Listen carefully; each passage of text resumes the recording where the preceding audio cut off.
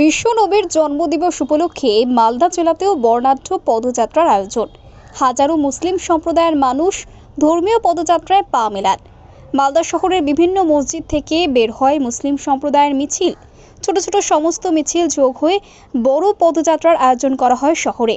সারা শহর পরিক্রমা করে শোভাযাত্রা। মিছিলে অংশ নেন দক্ষিণ মালদা কেন্দ্রের সাংসদ ঈশা খান চৌধুরী, ইংরেজবাজার পৌরসভার কাউন্সিলর শুভময় বসু সহ বিভিন্ন সংখ্যালঘু কমিটির সদস্যরা।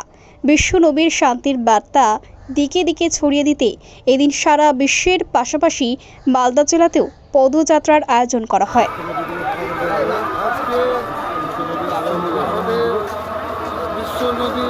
জন্মদিন প্রফেট মোহাম্মদের জন্মদিন আমরা সবাই মিলিয়ে হাঁটছি।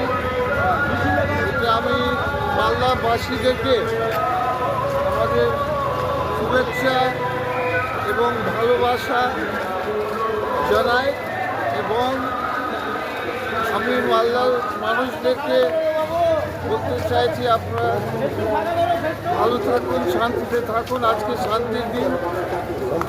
আর আমি সবাইকে আবার আমার শুভেচ্ছা এবং ভালোবাসা জানাই নবীর জন্মদিনের জন্য।